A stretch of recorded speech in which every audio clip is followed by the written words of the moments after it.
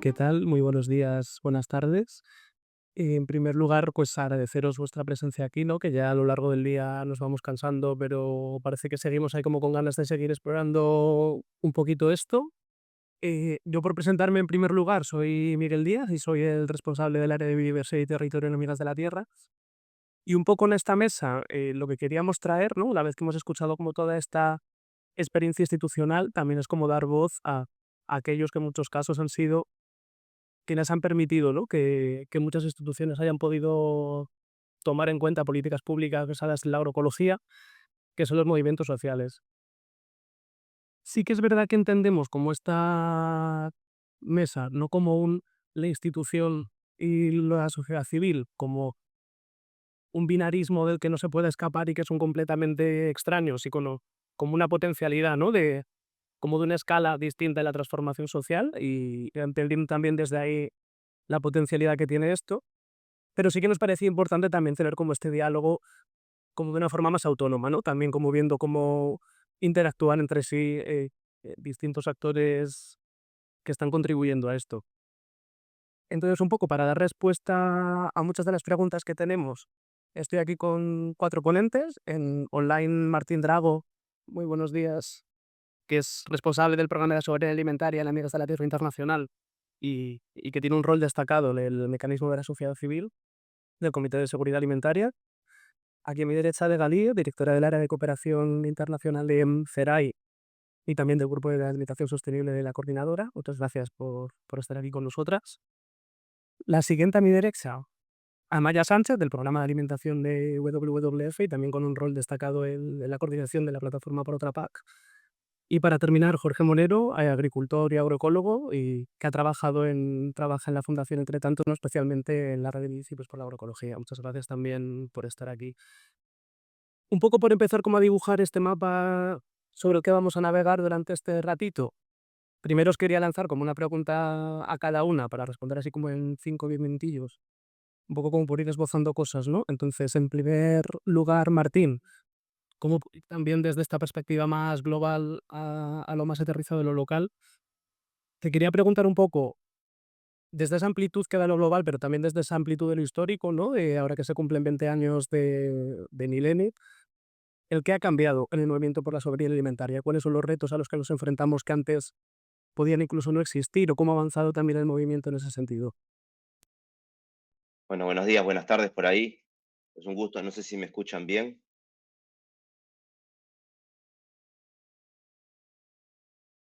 Está bien. Bueno, primero agradecer la invitación a participar en este espacio. Es un placer acompañar a nuestro miembro nacional, Amigos de la Tierra, en su trabajo.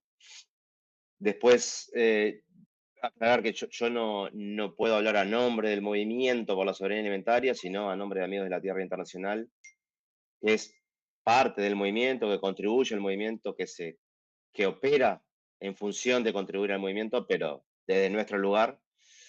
Y tercero, una aclaración también, yo participé en el mecanismo de la sociedad civil durante muchísimos años, pero ya hace algunos años que personalmente no estoy participando, que sí hemos participado como programa de soberanía alimentaria de Amigos de la Tierra Internacional, y que es parte de nuestra reflexión sobre cómo hacer incidencia en instituciones públicas, es analizar lo que ha pasado en el Comité de la Seguridad Alimentaria Mundial. Yo ahora ahondaré un poquito en eso. Entonces, para responder la pregunta, me parece que hay como, por dónde empezar, digamos. Empecemos por donde arranca la pregunta, que es 2007, Ñeleni, ¿no? El proceso hacia Ñeleni, de construcción del Ñeleni 2007 y el propio foro nos legaron o nos dieron o logramos construir varias cosas, ¿no? Como, en primer lugar, construir un concepto, ¿no? Acordar comúnmente qué es la soberanía alimentaria para nuestros movimientos, pero también transformar ese concepto en una propuesta política, en ponerle carne o proteína vegetal, si sigo en la mesa anterior, este, a ese concepto, y transformarlo en una herramienta de transformación de los sistemas alimentarios y de nuestras sociedades. Y para eso, otra cosa que nos dejó ese proceso es el acordar estrategias de defensa, de promoción y de construcción de la soberanía alimentaria, ¿no? Entendiendo que la soberanía alimentaria es un proyecto que se construye en lo territorial, en lo local, pero que es desde ahí, pero que es imposible construirlo si no se articula entre territorios, si no hay dinámicas o estrategias que logren cambiar dinámicas globales que son las que mayormente afectan a nuestros sistemas agroalimentarios, ¿no? Entonces, desde ese entendido, desde ese trabajo desde lo local a lo global, este proceso nos dio esas estrategias de defensa, promoción y construcción, pero también este proceso nos dio una metodología, una forma de construir movimiento, una forma de construir propuestas y estrategias conjuntas, ¿no? Un saber hacer, digamos, y una conciencia de la necesidad de que si no estamos unidos, respetando nuestra diversidad, unidos desde nuestra diversidad, no tenemos la potencia ni vamos a dar nunca la potencia suficiente para transformar un sistema que está tan concentrado y dominado por actores con tanto poder, ¿no?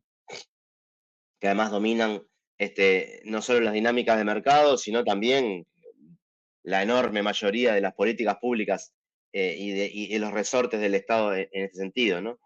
Eh, entonces, ese proceso nos dio también mucha conciencia y capacidad para la incidencia, ¿no?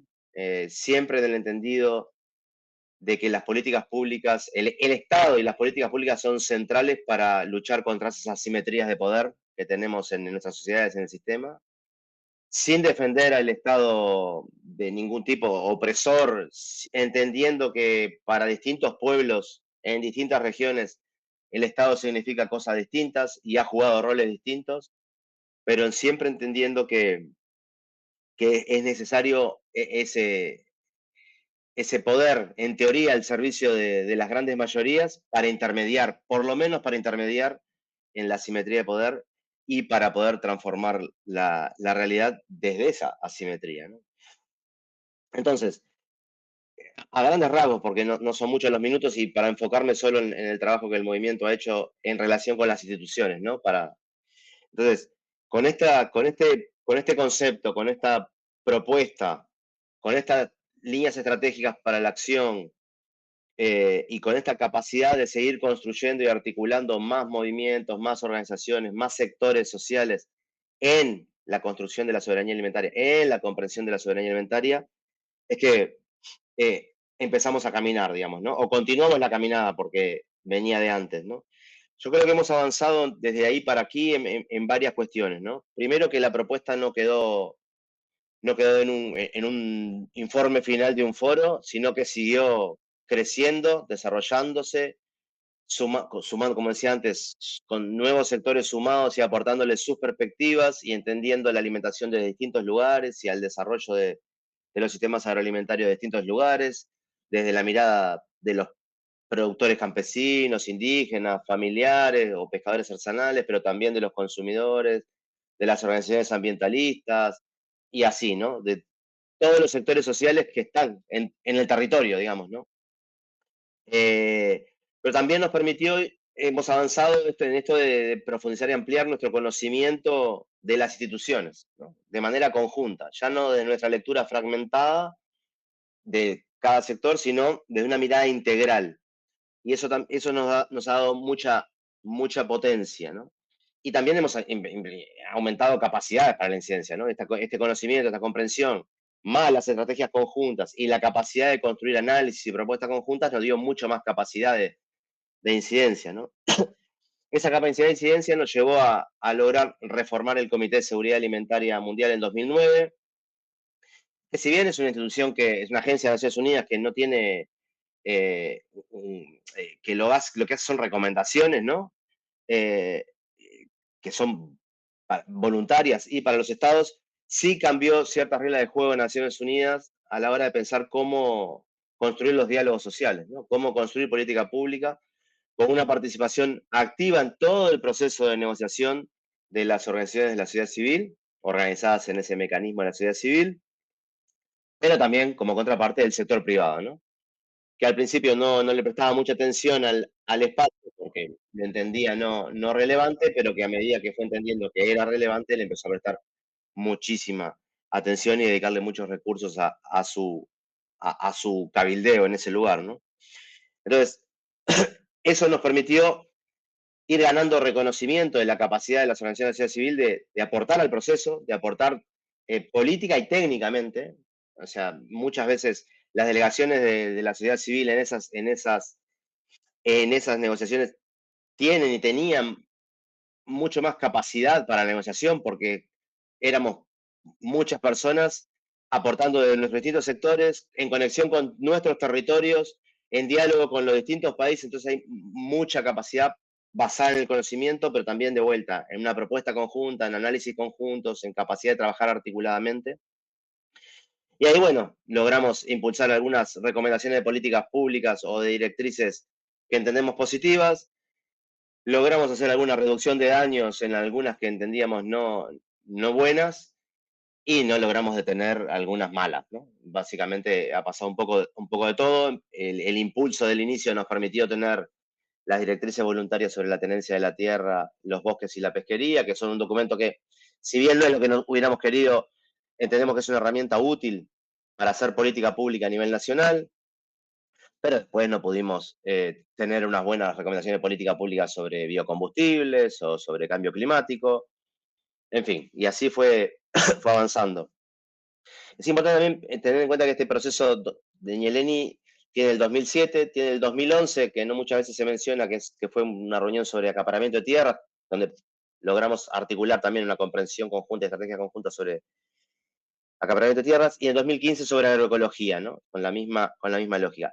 Ese foro del 2015 sobre agroecología, ese proceso nos dio una mirada conjunta y estrategia conjunta sobre agroecología que lograron direccionar un proceso que la FAO venía llevando para desarrollar recomendaciones para la transición hacia la agroecología y que la logró direccionar de buena manera, ¿no? Haciendo incidencia en las regiones, pero también a nivel global en FAO y logrando que la FAO se, se expresara o tomara definiciones para la promoción de la agroecología muy en línea con lo que los movimientos veníamos planteando, ¿no?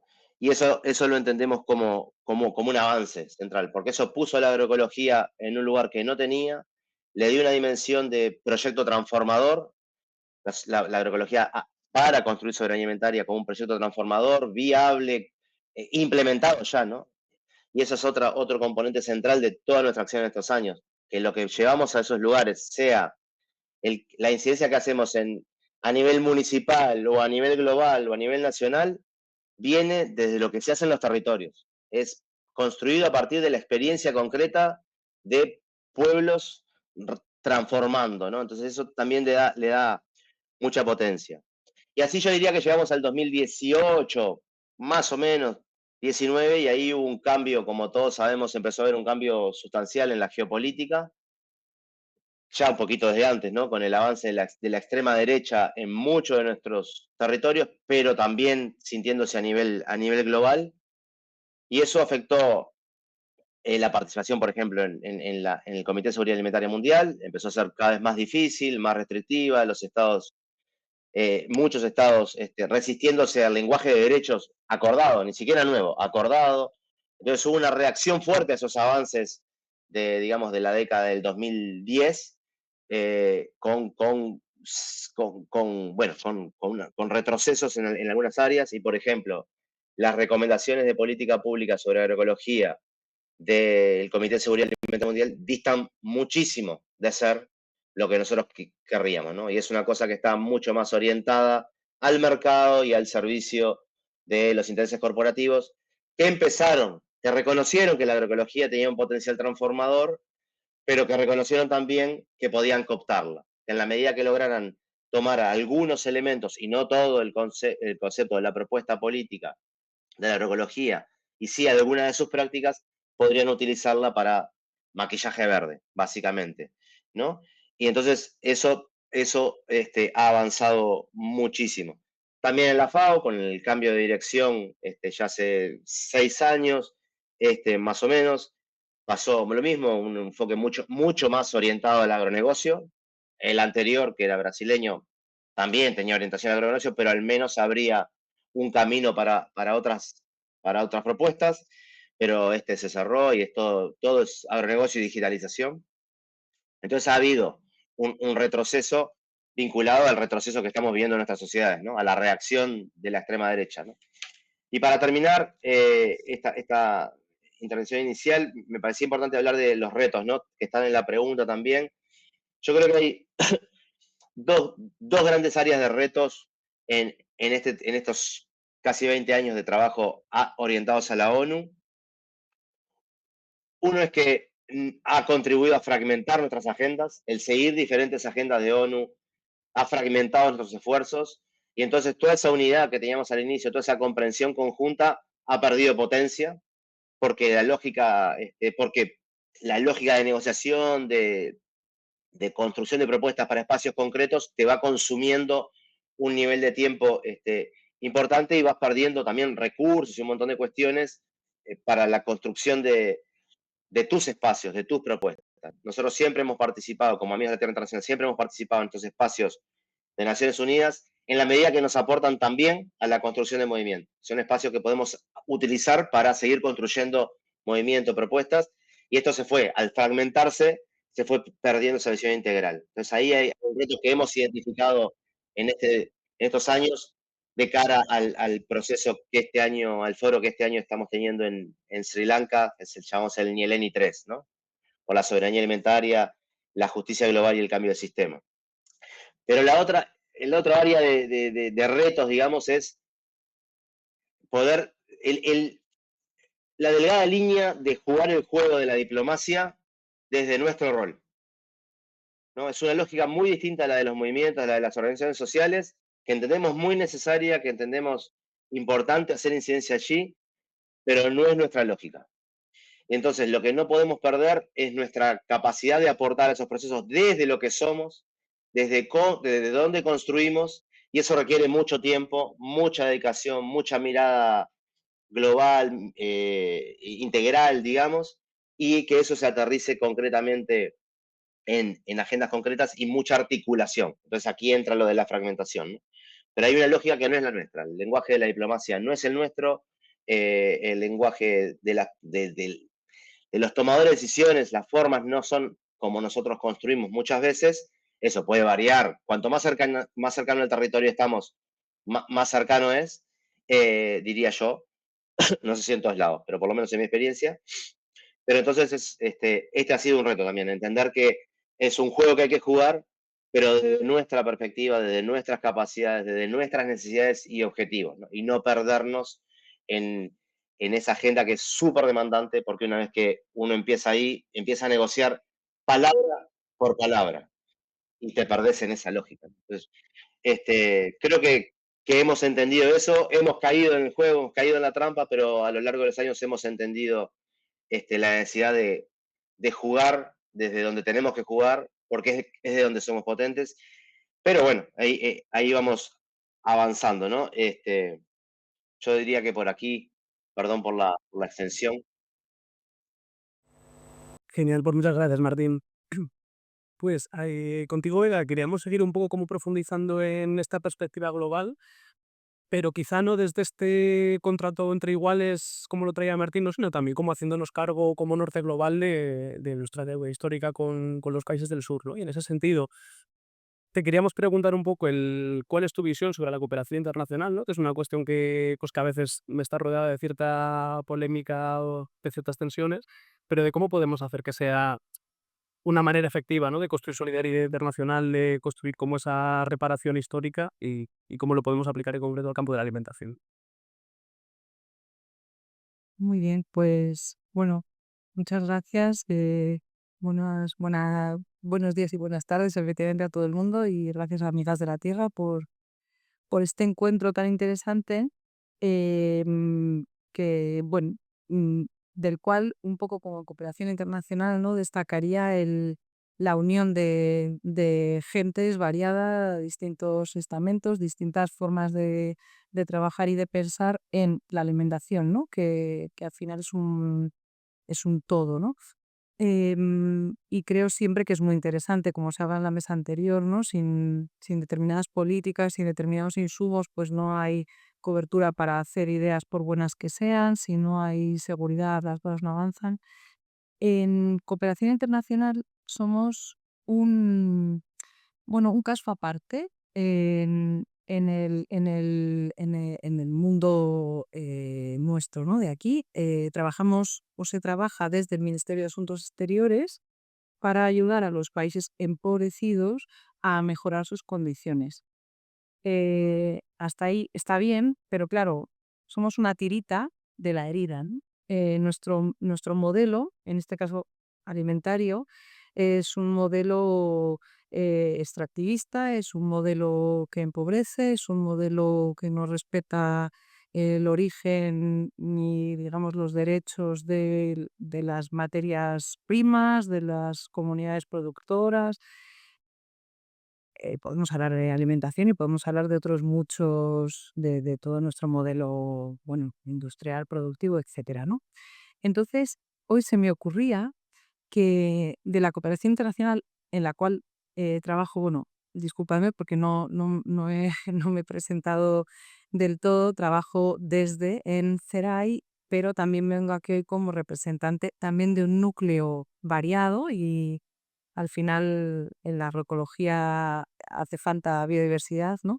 De entidades que nos hemos juntado desde hace unos años para trabajar sobre el derecho a la alimentación, donde tienen que entrar, obviamente, personas que trabajan desde la nutrición, personas que trabajan desde la consolidación y ejecución de derechos, personas que trabajamos desde un punto de vista más de desarrollo agrario, rural, en fin, adaptado a los territorios, la agricultura familiar y especialmente en nuestro caso en CERAI desde la agroecología, ¿no? Y la soberanía alimentaria.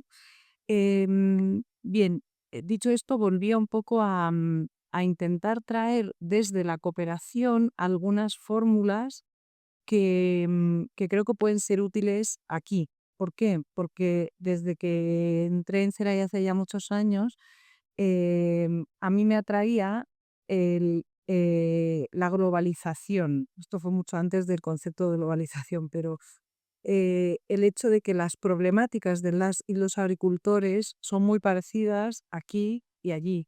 No es verdad que si yo ayudo aquí, desfavorezco allá. No es verdad que y esto se entiende muy bien en los pueblos, ¿no? Los pueblos de montaña o las islas o los pueblos de meseta tienen unas características y unas problemáticas muy semejantes en Namibia y en el País Vasco.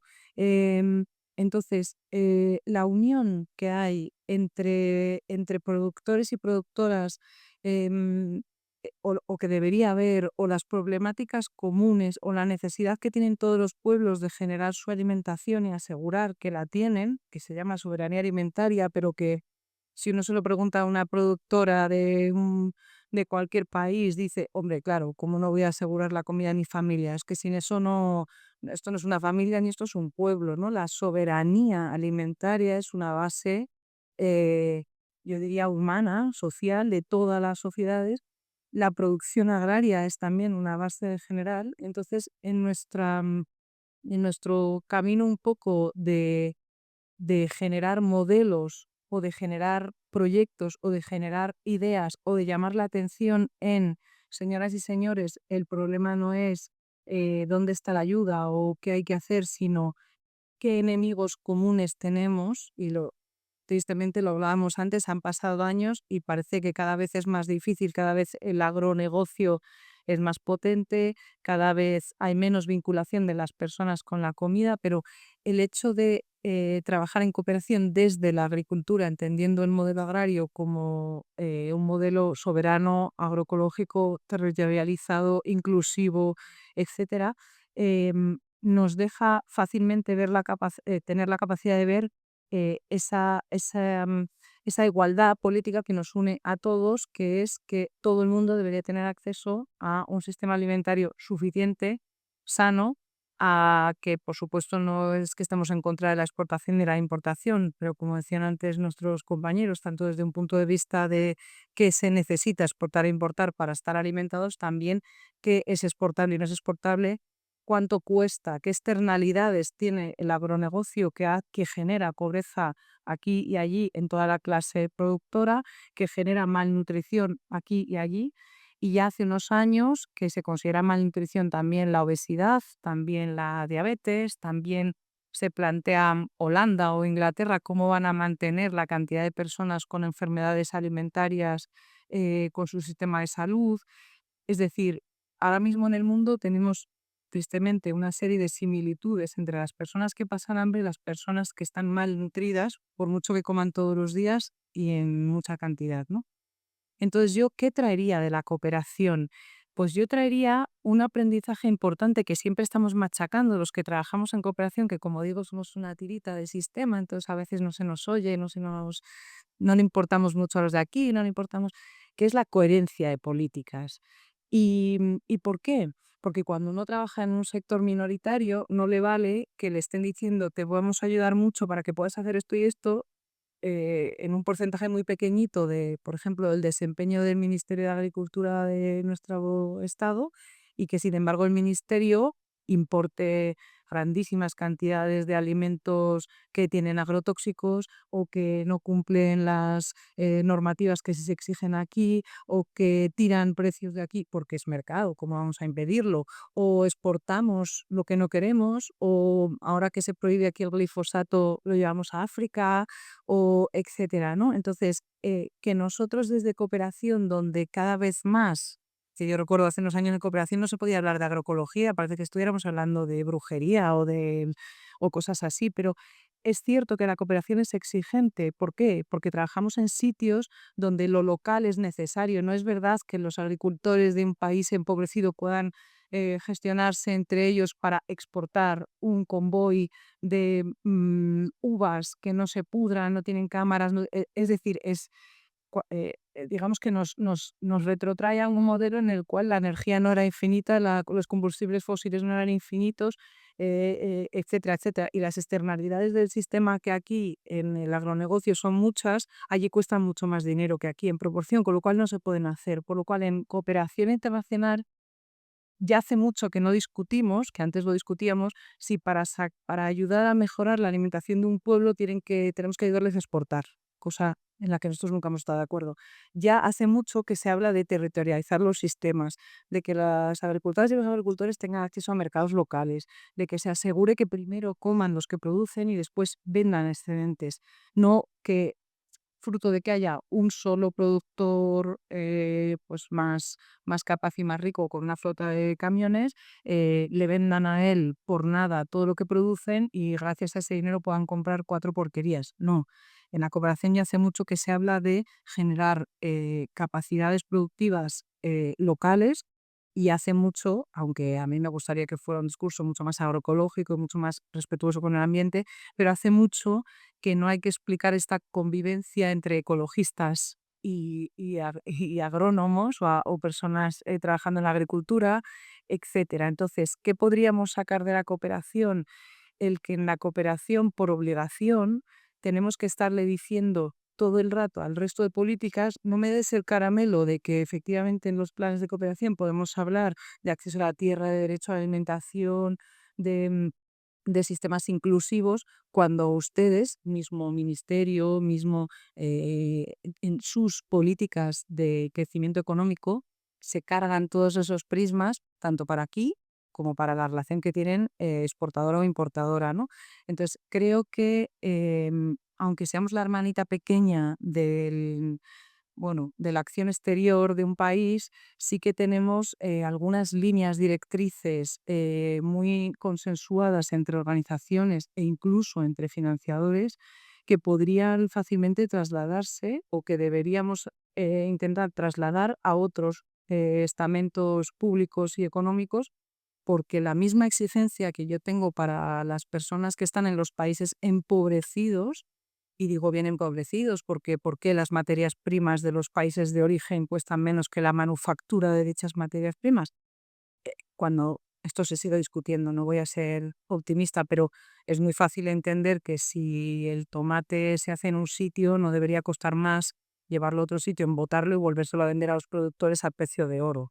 Debería ese pueblo que hace tomate ser capaz de tener una conservera y hacer su propio tomate embotado, y seguramente sería más barato. Entonces, todo este sistema capitalista de negocio, etcétera, en los países empobrecidos se sufre muchísimo y no deja de ser una de las patas del mismo sistema que tiene aquí o bien sus ventas, o bien sus ganancias, o bien sus transigencias.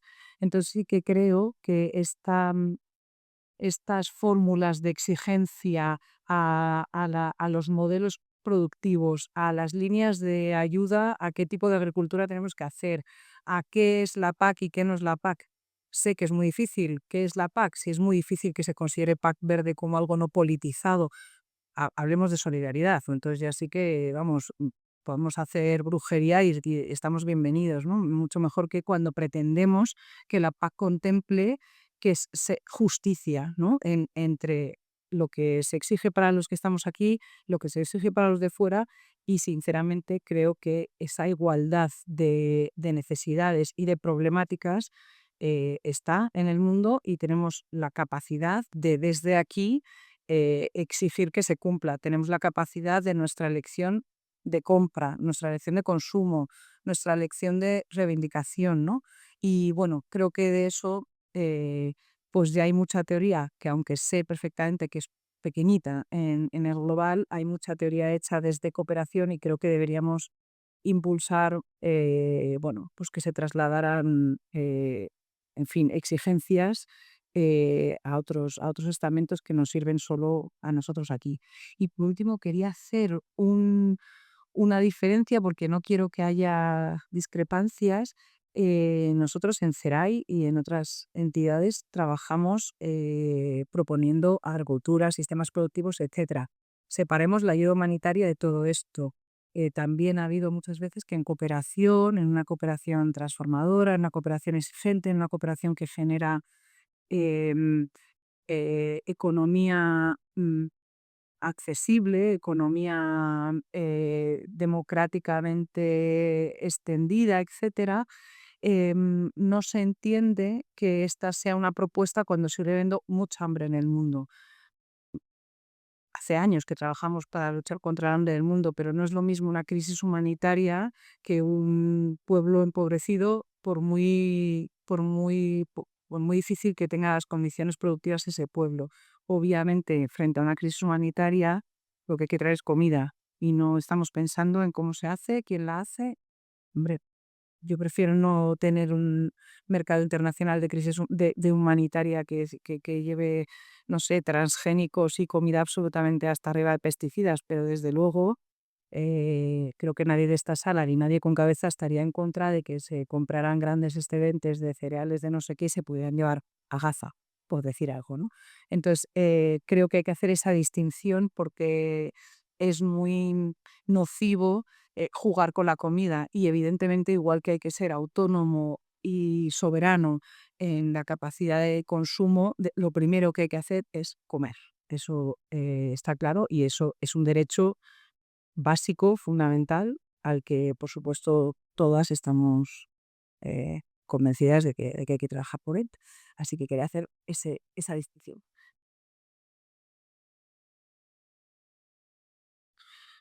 Pues muchísimas gracias, Vega. Siguiendo con esto que traías de entender la cooperación como esa tirita en la herida, ¿no? De que al final hay un problema muy grande sobre el que intentamos poner parches, pero que la solución es sistémica de alguna forma, ¿no?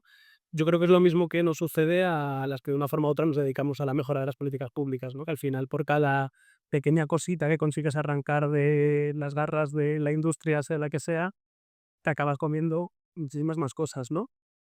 Y un poco por ahí quería preguntarte, Amaña, que si ya de normal conseguimos arrancar pocas cosas en la mejora de políticas públicas, ahora a nivel europeo estamos en un momento también de desregularización brutal, donde las pocas normativas ambientales mínimas que teníamos vemos cómo están cayendo y que la previsión es que nos irán haciendo, ¿no? Entonces también como sí, un poco desde la lógica de la escasez que tenemos, ¿no? Al final somos las que somos, tenemos las fuerzas que tenemos y no podemos estar todo. ¿Cuál consideras que podrían ser como los puntos clave de intervención? De si nos tenemos que centrar en una, dos, tres cosas, porque eso es lo que va a permitir como esa apertura de caminos hacia otro sitio, ¿cuál sería a nivel europeo? Modo. En primer lugar, quería agradecer a Amigos de la Tierra por organizar esta jornada y contar con nosotras, y también por compartir esta mesa con nuevos y viejos partidas, que es un placer. Y bueno, a ver, es que el tema de la desregulación es un temazo. Sabéis que el contexto actual que tenemos es que fruto de un pacto verde europeo que traía ideas del futuro, pero que nosotras ya conocíamos hace muchísimo tiempo y que incluía esas demandas que para nosotras están muy interiorizadas y normalizadas, y que traía un mensaje de ya no hay tiempo, hay cosas que hay que atacarlas ya desde el punto de vista ambiental y climático, pero también desde el punto de vista de justicia social. No podemos retrasar la transición porque se nos va mucho en ello.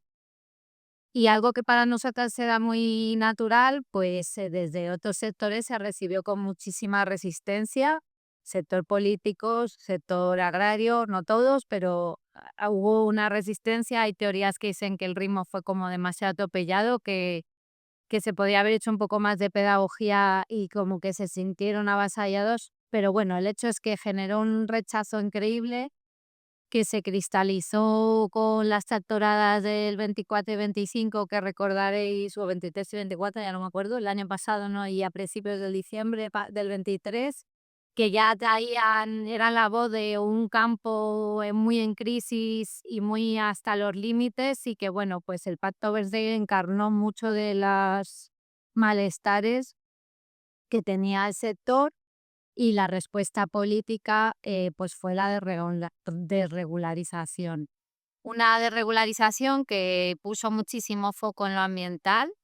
Se hizo un ataque desde nuestro punto de vista incomprensible hacia los objetivos ambientales o los retos ambientales en el sector agroalimentario, cuando desde las organizaciones que trabajamos aquí tenemos claro que no es posible producir alimentos sanos y de calidad, tanto, o sea, en cantidad y en calidad, sin una naturaleza sana. Pero bueno, el ataque fue directo a la línea de flotación de este tipo de intervenciones que formaban parte de muchas políticas, y bueno, en la política agraria común pues se expresó en la flexibilización de la condicionalidad, que como vemos forma parte de la conclusión 2 de este documento, que no sabemos si se va a quedar trasnochada en cuestión de 2 o 3 años, porque la futura PAC, la condicionalidad parece que es uno de los grandes sacrificios que se va a hacer.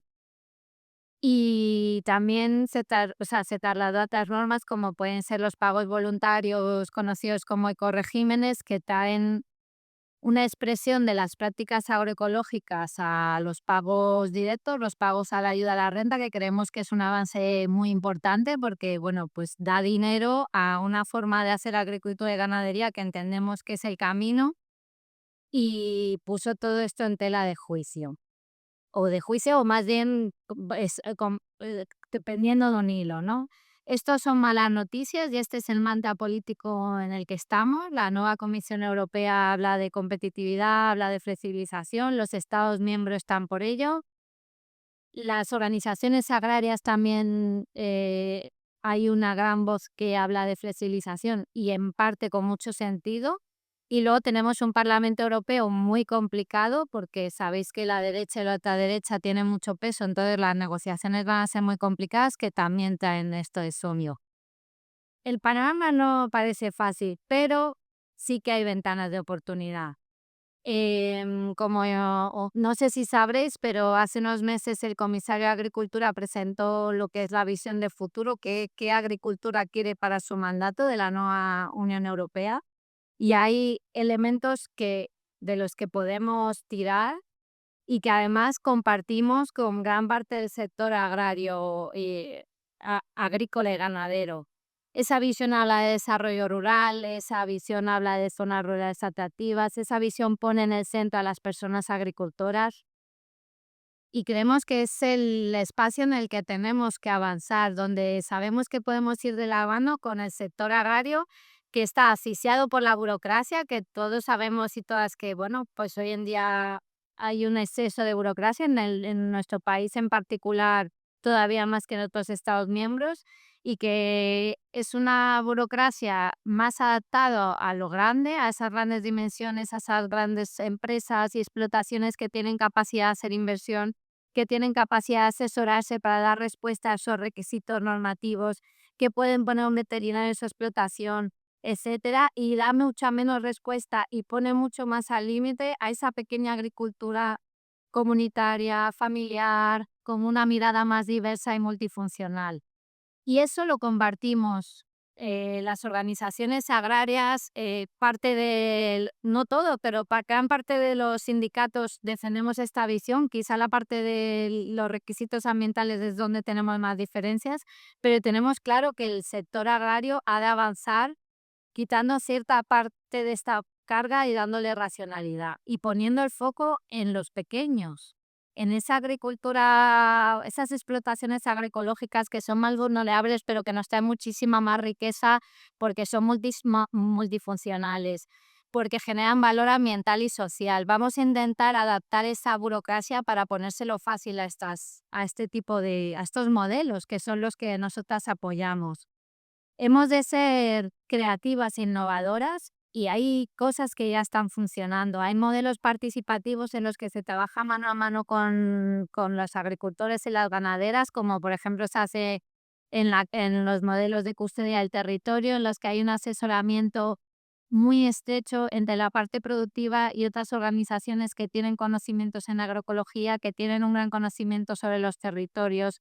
Existen los contratos territoriales de explotación, que sabéis que en las Islas Baleares hubo un conato, en Cataluña se aplican, pero así las hay. En Francia es un concepto muchísimo más evolucionado y que creemos que puede traer una solidez y que puede dar respuestas a ese, no sé si caso por caso, pero a esa realidad diversa y que no se puede aplicar lo mismo a la diversidad de sectores productivos, a la tipología de explotaciones que tenemos en ese país. Por supuesto, no debemos de regularizar más lo ambiental por una cuestión de supervivencia. Ya lo he comentado, no se puede producir sin la naturaleza. La naturaleza no está aliada y la agricultura y ganadería depende muchísimo de ella, sino totalmente. Y es necesario simplificar sin perder de vista que las políticas han de ser evaluadas y han de dar un rendimiento de cuentas. No tenemos que saber que, por ejemplo, la PAC, el dinero que llega a la PAC sirve para los objetivos que plantea y ahí hay que encontrar un equilibrio entre la colaboración que viene del sector agrario para conseguir la información suficiente que nos permita cuantificar de qué manera se está contribuyendo a esos objetivos para poder modificarla y mejorarla, pero sin sobrecargar a la agricultura. Y ahí es donde están los equilibrios muy frágiles. Y creemos que un elemento clave es el acompañamiento. Con más acompañamiento, con más asesoramiento al sector, nos lo ha traído Limidra, nos lo han traído otras compañeras. El poder ir mano a mano con la gente que está en el campo y que produce puede reducir mucho esa burocracia porque puede adaptarse más a esas realidades particularizadas y que no se reflejan en los papeles. Las políticas no pueden reflejar la diversidad que traemos y es muy difícil darle soluciones desde una visión tan global y encima cuando viene en un lugar tan lejano como Bruselas. Pero ese acompañamiento y ese estar con el sector sí que puede dar muchas soluciones y puede permitir hacer un control y un seguimiento de las políticas y de cómo se hace la actividad agraria que permitiría flexibilizar muchísimo gran parte de esa carga y esos trámites burocráticos. Hay que hacer una gran evaluación, hay que hacer propuestas de flexibilización, ya se están haciendo encima de la mesa, pero hay que dejar de ahogar al sector y sobre todo al sector que peor está, que es el pequeño, el familiar, el agroecológico y que no llega a fin de mes porque este mercado no reconoce todo lo que genera. Y yo diría, esto. Pues muchísimas gracias, Amaya. Ya para terminar, en esta primera ronda, como queríamos pasar como un poco más al ámbito local, ¿no? En este diálogo entre escalas, digamos, que está saliendo todo el rato, también un poco como con una óptica, ¿no? Que creo que por una parte el ecologismo, la soberanía alimentaria, como los movimientos alrededor de esto, siempre han tenido como un enfoque muy local, por mucho que existiese como esa coordinación internacional, ¿no? Pero que siempre se ha bajado mucho en la lógica de lo pequeño, de lo concreto, de lo particular, que no tenía una teoría de cambio así como más unificadora, como podían tener otros movimientos, ¿no? Pero que a la vez está existiendo como en un mundo en el que yo no dejo de escuchar esta frase de necesitamos imaginarios deseables, necesitamos pensar en futuros óptimos porque no hay nada. Y es mentira que no hay nada, simplemente a veces es pequeño, no está escalado, no lo conocemos. Entonces, como que me gustaría, Jorge, preguntarte por ahí, ¿no? Sobre cómo podemos hacer que proyectos, que iniciativas, que pueden ser ya como un espejo de ese futuro al que aspiramos, pero que están dispersos, puedan escalarse, replicarse, unificarse. Bueno, pues nada, muchas gracias en primer lugar por la invitación a Amigas de la Tierra. Bueno, yo hoy voy a hablar así como estoy entre la sociedad, o sea, se habla de la sociedad civil y instituciones. Yo vengo aquí desde la Fundación Entre Tantos, pero a hablar desde la Red de Municipios por la Agroecología, que es una asociación de entidades locales, en las cuales hay un consejo de organizaciones sociales que tiene mucho peso, pero que no deja de ser entidades locales. Entonces voy a intentar ver cómo en la red estamos intentando, y esto es un ejemplo y no es una solución, obviamente, sino es un ejemplo de lo que estamos intentando y conseguir poquito a poquito pequeños destellos, ¿no? Un poco para intentar un poco levantar esta mesa que si no parece que luego ni, ni vamos a comer, ¿no? Pues la depresión. Entonces, en esa triple pinza que hacemos desde la cooperación internacional, desde la PAC, ¿no? Pues ahí llegamos en ese gran monstruo que es la PAC, en ese gran monstruo que se genera en el año 62, no olvidemos, ¿no? Que es muy reciente y las políticas alimentarias son muy antiguas, ya había en Grecia y Roma políticas alimentarias, ¿no? Parece que nos la han quitado, o sea, que las políticas se las han quitado a los municipios y las entidades locales en los últimos 60 años. Pero es que la historia y la forma de hacer cosas viene de muy lejos, ¿no?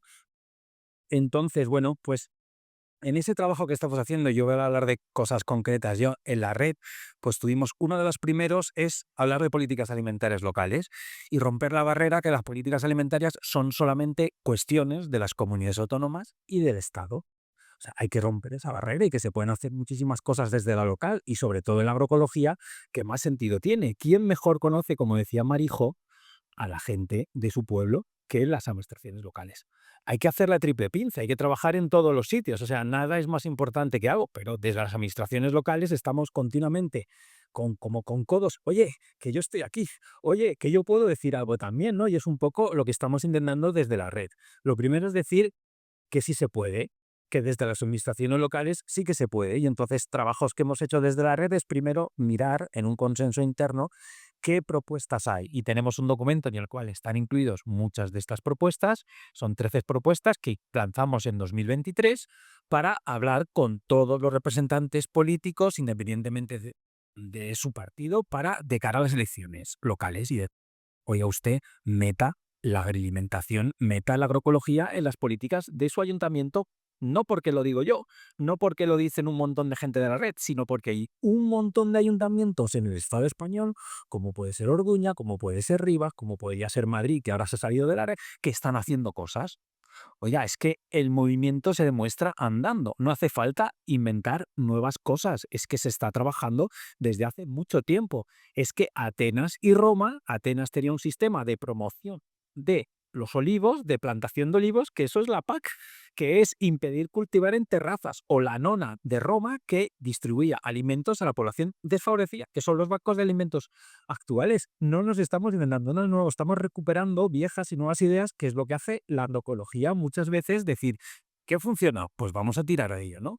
Entonces, primero que sí que se puede, y dar la brasa en todos los sitios que podemos, y a las administraciones públicas, tanto la Administración General del Estado como en las comunidades autónomas, ley de, bueno, como todas estamos aquí, Estrategia Nacional de la Alimentación a municipios locales, ley de compra pública alimentaria, dar más peso a las administraciones locales, ley de agricultura familiar, administraciones locales, Estrategia Nacional para la Equidad Territorial y Reto Demográfico, ley de desperdicio alimentario. Ahí, pues no, pues estamos todas en eso, ¿no? Pero meter las administraciones locales. Ahora estamos lanzando, para demostrar que se puede, una campaña que se llama Municipios que Alimentan, que lo que intentan es reflejar eso y decir, los municipios también tienen algo que ver en esto, ¿no? Quería poner, ¿no?, como un pequeño apartadito de hablar de agroecología. Me parece más importante que nunca hoy reivindicar la palabra agroecología, porque la agricultura regenerativa está descafeinando la agroecología y está siendo totalmente lo grande. Están frotando las manos. Están diciendo, es que nos están quitando la parte política y eso es lo que nos interesa, decir que vamos con suelo sano, es que nadie puede ir en contra de ello, pero en cambio, el precio que pagamos a las productoras, una mierda, el no sé qué, una mierda. Entonces, y además es que la red es una red por la agroecología. incluimos a todo el mundo que quiere trabajar en ese camino, que hay que trabajar en ese camino, porque si quitamos la parte política, señoras y señores, estamos vendidos, porque como no haya un contrapeso ahí de los estados y las comunidades autónomas y las administraciones públicas, es que no come, no come. Entonces ese contrapeso es fundamental, ¿no? Entonces, primero que sé que se puede, luego, ¿cómo? Representando ejemplos. Tenemos ahora mismo una base de datos de 1.300 referencias de políticas alimentarias locales. Hemos hecho un inventario de 10 municipios que está Alejandra aquí, que estuvo trabajando en la red, hay más de 100 y pico municipios que están poniendo políticas alimentarias en el estado. Y tenemos una base de datos de 150 a 200 catalogadas, con ejemplos, con redes, con ordenanzas, con no sé qué. Si alguien te dice, algún secretario intervento, bien, os lo ha dicho, pues uno de los problemas que tenemos los tapetes de andas que tenemos a nivel local, ¿no? La Secretaría de Intervención. Oiga, hola, seré yo que tengo mala vibra para los micos. Bueno, el secretario interventor dice, no, es que no se puede, es que esto es alimentación, es que esto... Oiga, y cuando hablamos de medio ambiente hace 20 años no se podía, y cuando hablamos de igualdad hace 20 años no se podía, es que todo se va cambiando. Hay que necesidad de... Sí. Vale. Entonces, claro, todo eso hay que irlo metiendo y estamos trabajando con Secretaría Interventor para decir, mire, secretaria interventora, usted puede dejar esto porque las competencias hay. Hemos hecho una revisión de las competencias propias, de las impropias, de las delegadas y las competencias de incumbencia, que muchas veces hacen los municipios, es que si no hace nadie nada, lo tenemos que hacer nosotras, que es lo que pasa muchas veces en política local, ¿no? Que lo hacen. Luego con los ejemplos, sobre todo, y luego, pues es que tengo aquí la chuleta. Copiar, copiar y copiar.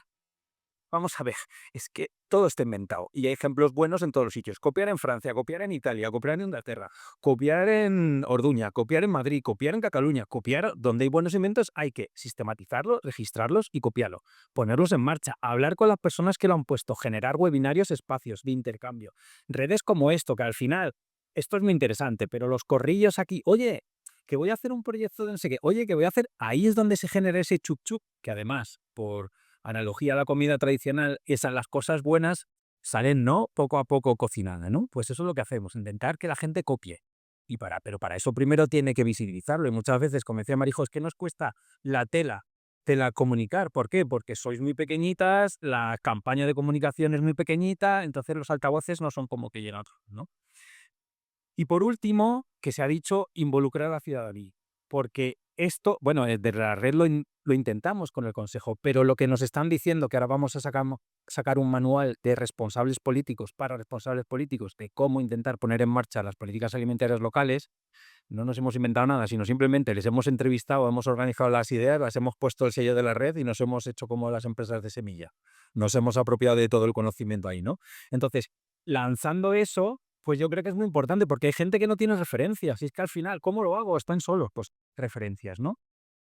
Y lo que nos decían es, cuando tú una política consigues hacerla de la gente, no hay nadie que la quite. Porque lo defienden como algo si fuera suyo. ¿Quién le va a quitar los huertos urbanos a gente que lleva trabajando 5 años, gente mayor que se junta, los niños, los pequeños, la gente que viene de fuera o los comedores escolares? Y eso en política municipal se puede hacer. A más escala es muy difícil, porque no tienen ese día a día de hacerlo, que sí que se puede, pero cuando quieren quitarnos la salud pública o quieren quitarnos luego, por ejemplo, la educación pública u otras cosas, a nivel de comunidad autónoma y a nivel de eso, entonces esos ejemplos de cómo la gente ha hecho esos proyectos es muy buena fórmula para que se empodere y luego hacer ese tampón porque la política municipal cuando cambia de bando cambia muy rápidamente y muchas veces no es de política, sino directamente que no me caiga bien, todo lo que he hecho me lo fulmino. A nivel de comunidad autónoma es más difícil cargarse y a nivel de la administración general del Estado todavía más, se tarda más tiempo. Se puede cargar, pero tarda más tiempo. Pero ahí ya cuando tienes a una gente que te interpela, oye, que me has quitado el huerto urbano o que me has quitado los niños ya no me comen tan bien, pues como que se pueden escapar un poco menos, ¿no? Y entonces por ahí nosotros desde la red estamos intentando, pues igual que nos torpedean a la línea de flotación en ciertas cosas, nosotros intentamos con menos recursos torpedear en esos compromisos muchas veces personales que tienen a escala local. Pues muchas gracias, Jorge. Vale, pues como en la transición ecológica en esta sesión nos queda muy poco tiempo, entonces no sé si tirar directamente a por preguntas del público por dejarle con un poco más de espacio, equipo de amigas de la tienda. Vale, pues ya está. Vale, pues muchísimas gracias entonces a las 4 por este espacio. Y sí, teníamos como otra pregunta ahí planteada un poco para el debate y tal, pero creo que puede ser más interesante un poco también sacar qué está cociéndose por aquí. Entonces, pues nada, el libro para ustedes y reiterar las gracias a las 4 ponentes por estar aquí. Bueno, lo primero, agradecer. Soy Gisela del Observatorio para una Cultura del Territorio. Agradecer, digamos, las reflexiones de las 3 personas amigas que han expuesto. Eh, Compartir un poco lo que comentaba Vega. Hay muchas experiencias en cooperación internacional que a veces como en algún momento, ¿no? Estaban como en la diáspora de lo que podías traer, sobre todo de América Latina en agroecología, Un hacia abrazo grande. España, ¿no? Hacia todos los proyectos Chao, chao. que estamos. Yo en un tiempo estuve trabajando en el lado de cooperación internacional y ahora estoy en el lado más aquí de Madrid, de la Comunidad de Madrid, de España. Entonces, hay mucha interrelación. La agricultura familiar, por ejemplo, ¿no? Digamos, el componente de experiencias piloto agroecológicas importantes, productivas y cooperativas y la manera como gestionan a través de cooperativas y colectivas en algunas partes de América Latina que se están haciendo ya programas, digamos, más articulados o producción más articulada, exitosas, ¿no? Que se pueden traer con las universidades, etcétera, ¿no? Y entonces eso es creo que ese es un reto que tenemos que incorporar a pesar de las líneas de trabajo que hay en la ESID nuevas, innovadoras, que traen lo de aquí y lo de allá, ¿no? Se necesita fortalecer esa parte. Y en cuanto a la pregunta, hay una pregunta que me está rondando en cuanto a cómo vincular o cómo articular los diferentes conceptos que ya de los propios alimentos tenemos, ¿no? Estamos con figuras de calidad facultativa, ¿no? Tenemos la DOP, la IGP, la no sé qué, con unas características de sostenibilidad territorial, pero que no son ni agroecológicas ni ecológicas, ¿no? No, no son ecológicas, pero que tienen esa potencia dentro del discurso. Luego tenemos la producción integrada, que también ahí tenemos un melón abierto. Entonces, ¿cómo veis vosotros, ¿no? Desde vuestro trabajo, que podamos incidir en eso? O sea, lo primero que se nos ocurre siempre es conceptualizar, ¿no? Dar, pero algo más, quería algo más. Mm.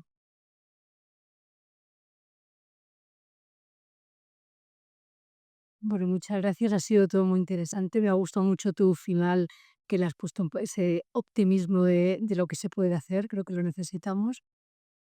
Eh, Hemos visto esta parte que se puede hacer, pero bueno, luego sabemos las grandes trabas de la agroindustria, de la distribución. Entonces quería también ver esta parte de la distribución, que al final todavía en pueblos, en el ámbito rural, puede ser más fácil que a nivel local se organice el mercado local, eso se organice otro tipo de alimentación.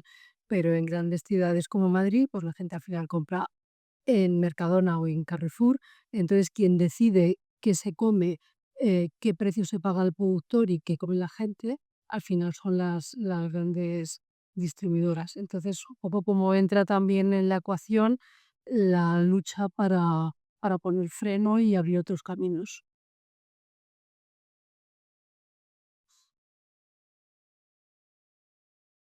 Sí, yo soy Almudena de la cooperativa La Osa, cosa consumidora de la cooperativa La Osa.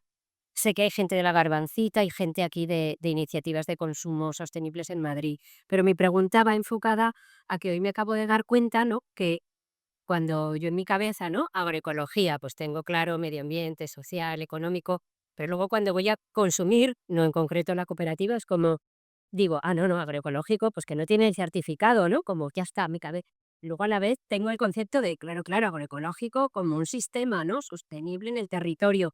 Y luego tengo el dilema de cuándo utilizar, cuando escribo lo que sea, como utilizo agroecología o debo utilizar mejor sistemas alimentarios sostenibles, ¿no? Concepto que, ¿no? que la FAO y Naciones Unidas, ¿no? como está impulsando sistemas alimentarios sostenibles, ya la agroecología ya no es un pecado hablarlo en Naciones Unidas, ¿no? Pero que es mejor, o sea, como pido asesoría al consejo de la mesa, como qué término debe ser el que se deba utilizar.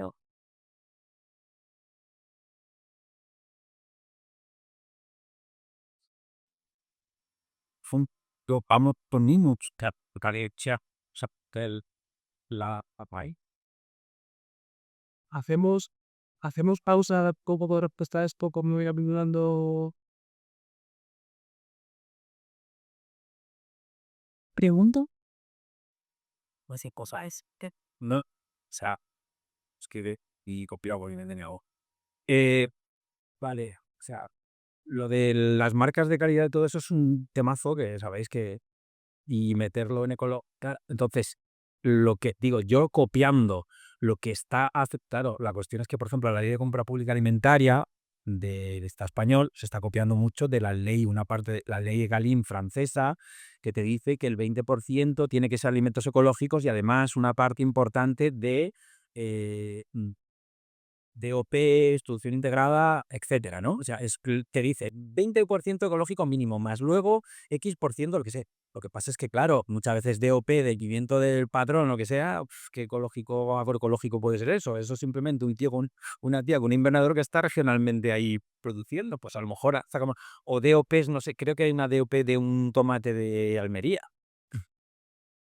Pues ese sello de calidad es que está producido territorialmente, pero luego las barbaridades sociales, ambientales, de uso de agua, de todo eso, pues entonces ahí sí que hay una confusión de términos y en verdad es que hay tantos sellos que yo creo desde el punto de vista del consumidor, la gente que no está un poco concienciada es que se pierde totalmente.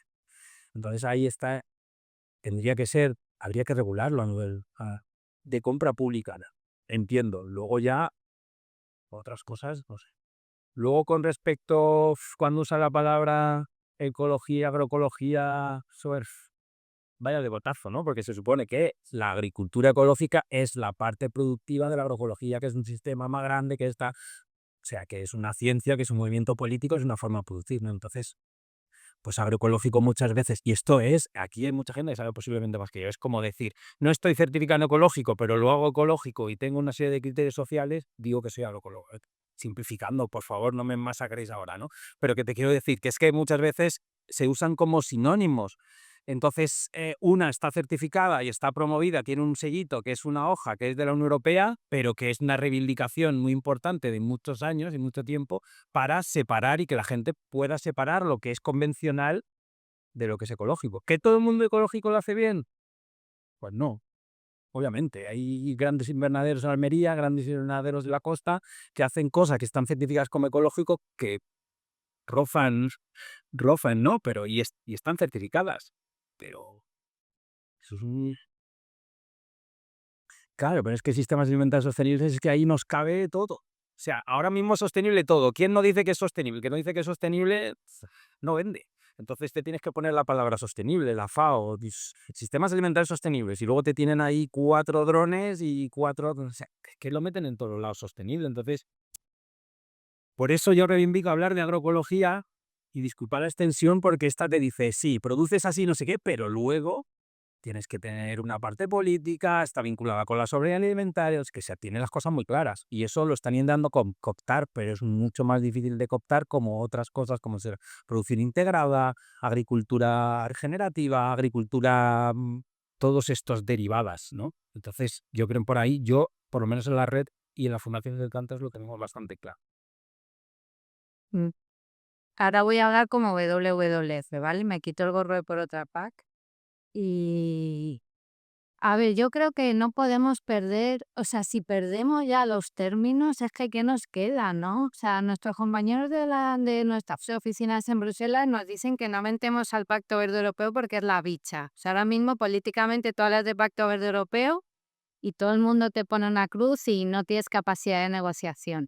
Y hemos dicho, vale, pero no vamos a sacrificar los objetivos de la granja a la mesa, eso no.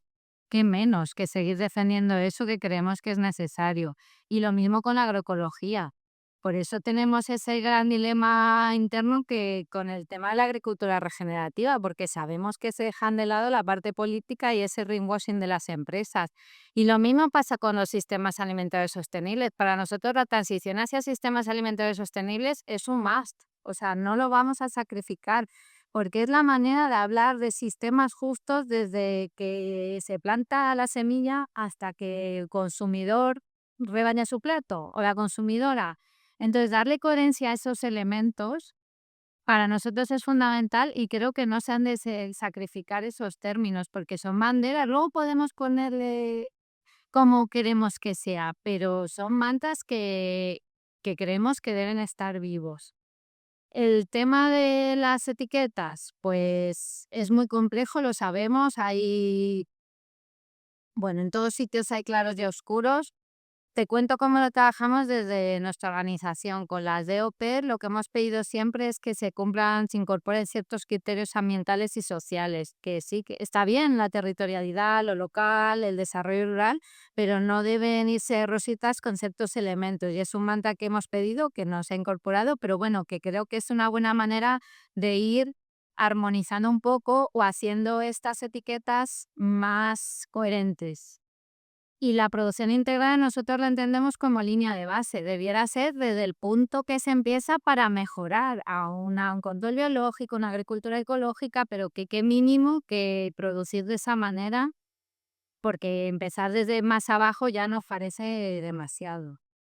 Y luego, pues, respecto a que consumimos en supermercados, sabemos que hay un gran debate que tiene que ver con la forma en la que vivimos, etcétera, y yo que vivo en este lugar tan horrible, me pregunto todo el rato cómo se puede conseguir un aprovisionamiento sostenible y una comercialización coherente. No creo que un espacio habitable como este o tan poco habitable pueda aspirar a eso, honestamente, ¿eh? No creo que una ciudad como Madrid pueda llegar a eso y luego hay relictos como la OSA, pero que no deja de ser de espacios para militantes, para gente que desde su privilegio que sabe, que tiene el tiempo, que está cerca, que tal, puede acceder a eso, pero no es la realidad.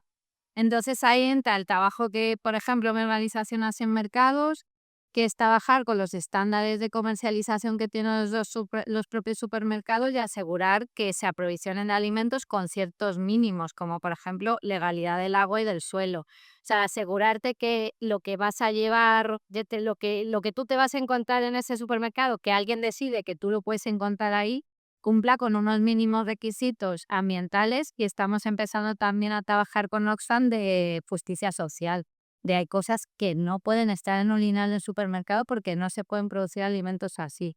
Es un camino largo, pero es una vía de trabajar en un espacio de grises que es muy difícil, porque trabajar con la industria es complejo, pero bueno, que es otra manera de dar respuesta a una sociedad que vive en ciudades y que compra en supermercados porque vamos como pollos sin cabeza por la vida, por desgracia. Bueno, pues yo ahí, fíjate que últimamente no peco de muy optimista que le vamos a hacer. Sin embargo, sí que creo, evidentemente en una gran ciudad como Madrid, que tiene más funcionarios de agricultura que agricultores y agricultoras, pues no vamos a comer todos de la mano yendo con una festita y tal. Pero sí que creo que aquí hay, bueno, mucho trabajo del que hacemos muchas de nuestras organizaciones y que hay que, por eso digo, estar llamando a la puerta de la legislación. Una parte muy importante, que es la parte del bolsillo, y voy por lo más básico, se mejoraría y se curaría si de verdad hubiera leyes de control del coste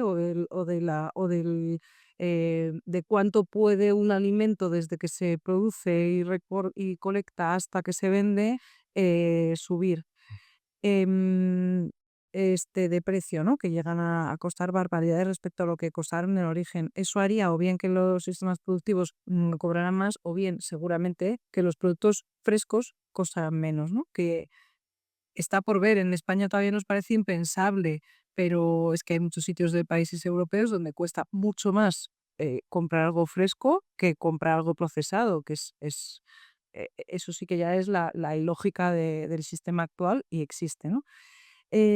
Para mí un mantra que tendríamos que tener a toda la sociedad todo el día, porque entiendo que es muy difícil, no todo el mundo puede saber de todo y no todo el mundo puede saber de qué tejido es lógico que llevamos puesto, qué modelo educativo es el mejor y qué sistema agrario, pero yendo a mantras que son, eh, que deberían ser fácilmente transmisibles a la población, yo me fijaría, y en eso entiendo que efectivamente en las universidades no hay capacidad de hacer un modelo productivo, pero sí se podría trasladar ciudadanía para vuestra salud. Ya no digo el planeta y no digo para vuestra salud y vuestro coste, en esto que se estila mucho del yo mime conmigo de nuestro modelo cultural actual, ¿no?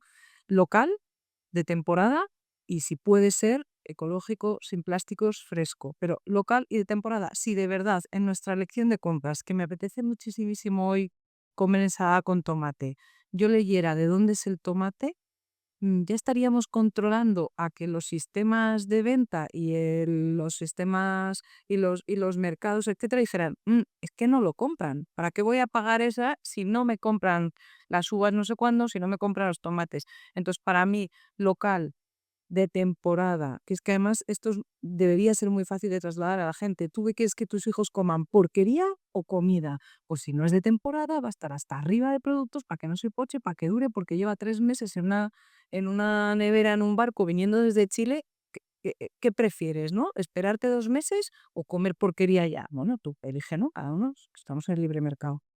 Entonces, yo creo que sí que habría, sin llegar, por supuesto, a que sería ideal que todos estuviéramos en modelos activos, etcétera, pero sí que habría eh, canales de mejorar mucho el conocimiento de la decisión de compra de las familias y mejoraríamos mucho, tendríamos una verdadera incidencia en qué importamos y qué no, y qué se consume y qué no, ¿no? Y cuánto cuesta.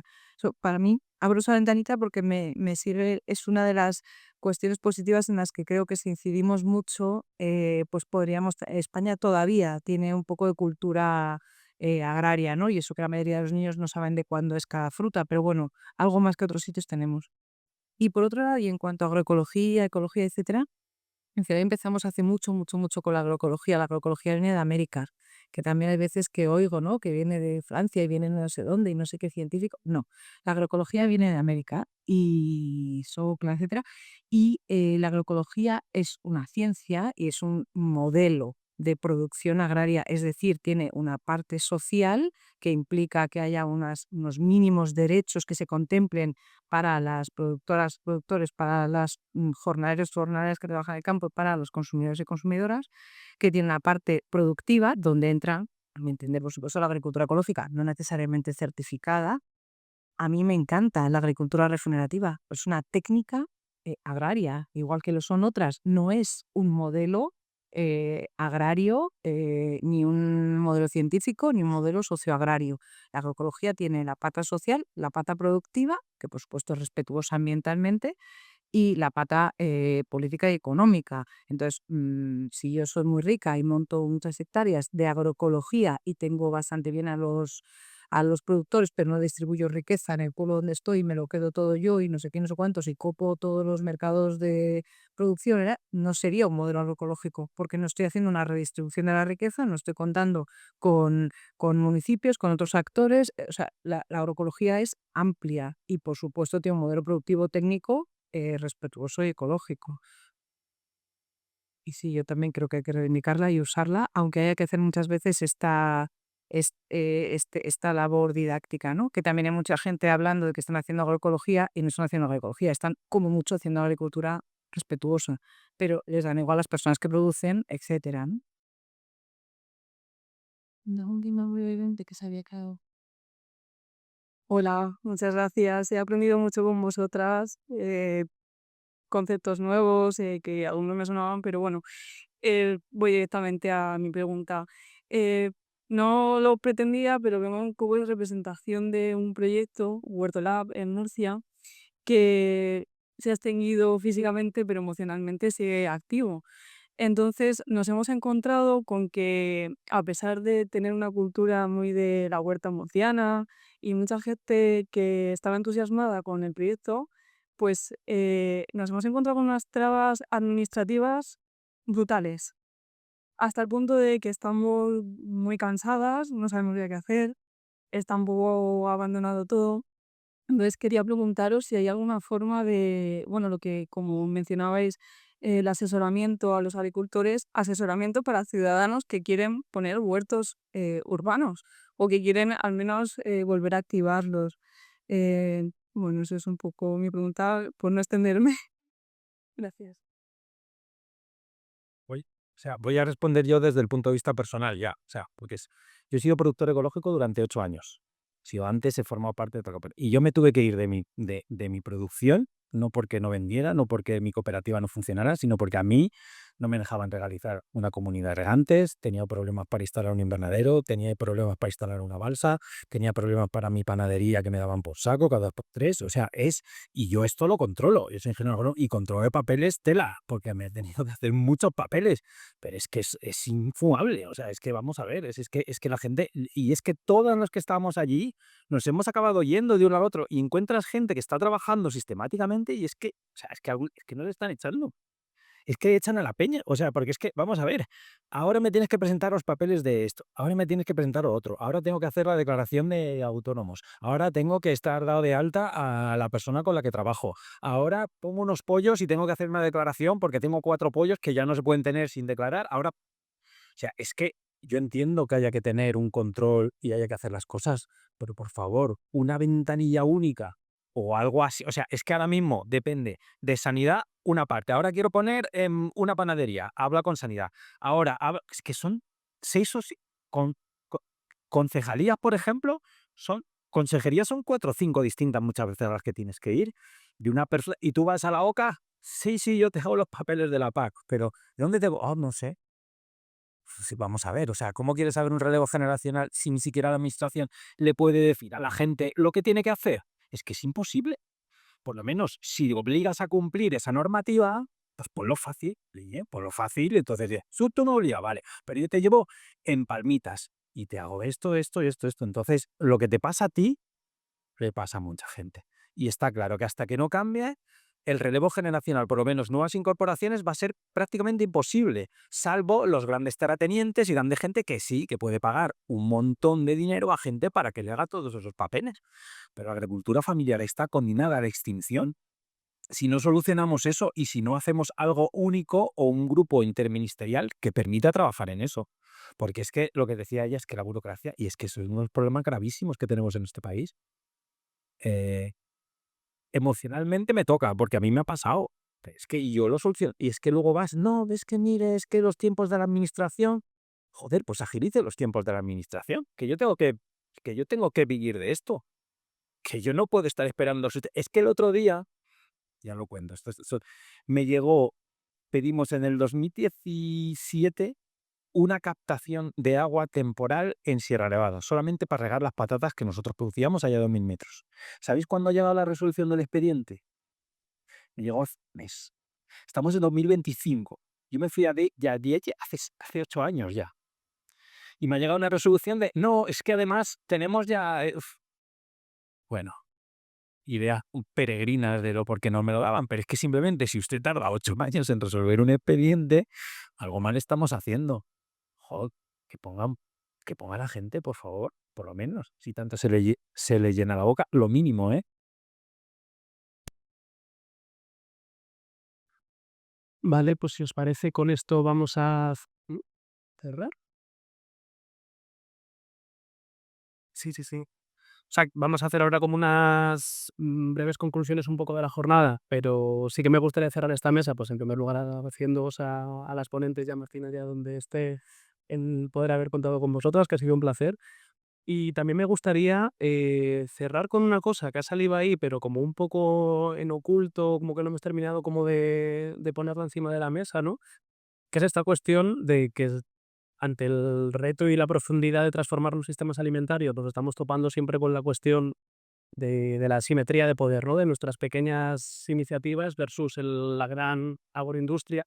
Entonces creo que también me gustaría terminar con esta propuesta de que no pensemos únicamente en lo que tenemos que resolver a nivel político, digamos, ¿no? Sino también en lo que tenemos que resolver a nivel estratégico, en que también apostemos por construir comunidad allá donde estemos, por construir organizaciones fuertes, estables, duraderas, allá donde estemos, en construir al final una fuerza política que sea capaz de girar el timón de la historia, ¿no? Que es lo que necesitamos en este momento.